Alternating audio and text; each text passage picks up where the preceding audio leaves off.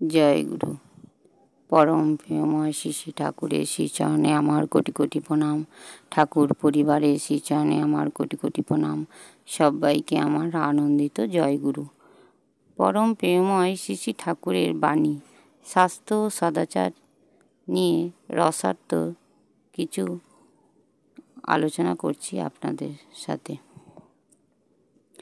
কাশি, হাঁচি, হাই তোলা ও কথা বলতে হলে বাইরে যেয়ে তা করে হাত, মুখ, নাক, চোখ উপযুক্তভাবে প্রক্ষালন করে আবার রন্ধনশালায় ঢুকো।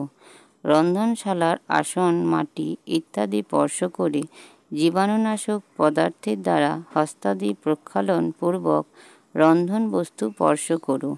এ যেন ঠিকই মনে থাকে। রাঁধতে রাঁধতে মুখে কিছু না দেওয়াই ভালো, দিলেও উত্তম রূপে মুখ প্রক্ষালন পূর্বক রন্ধন কার্যে নিযুক্ত হওয়া উচিত। কারও এক আধটু ব্যাধির লক্ষণ দেখা দিলে সম্ভব হলে তার পক্ষে তখন রন্ধনশালায় না যাওয়াই শ্রেয়। বাণী সংখ্যা ৭৮। এই বাণীটির রসার্থ আপনাদের কাছে আলোচনা করে শোনাচ্ছি। হাঁচি, কাশি, হাই তোলার ক্ষেত্রে তো বটেই, এমনকি অসচেতনভাবে অনর্গল কথা বলার সময়েও আমাদের মুখের ভিতর থেকে লালার ছিটা বাইরে এসে পড়তে পারে। এক কোনা লালাতেও অজস্র রোগবাহী জীবাণু থাকা সম্ভব।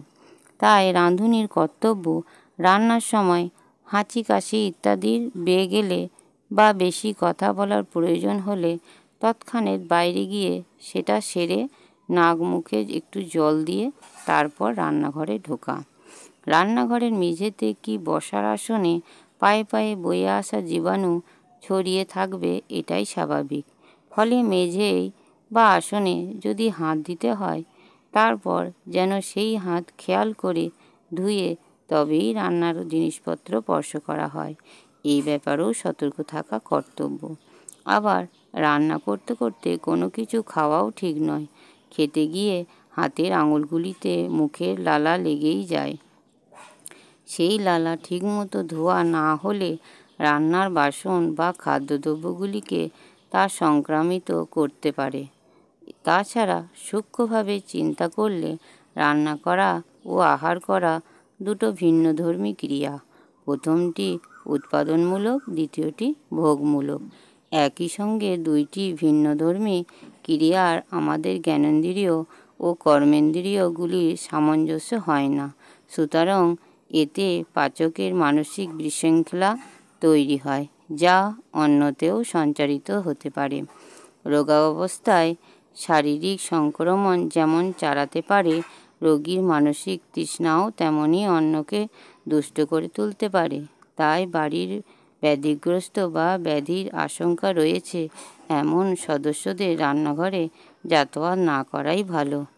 এই হলো আমার ঠাকুরের সদাচার নিয়ে কিছু রসার্থ। আমরা যদি ঠিকভাবে স্বাস্থ্য ও সদাচার মেনে চলি, তাহলে আমাদের রোগ ব্যাধির হবে না বললেই চলে। জয় গুরু। সবাই ভালো থাকবেন, সুস্থ থাকবেন। পরমপিতা রাতুল চরণে আমার কোটি কোটি প্রণাম। ভিডিওটি ভালো লাগলে একটি সাবস্ক্রাইব, লাইক, কমেন্ট ও শেয়ার করে আমাকে উৎসাহিত করবেন। বন্দে পুরুষোত্তমম, বন্দে পুরুষোত্তমম, বন্দে পুরুষোত্তমম।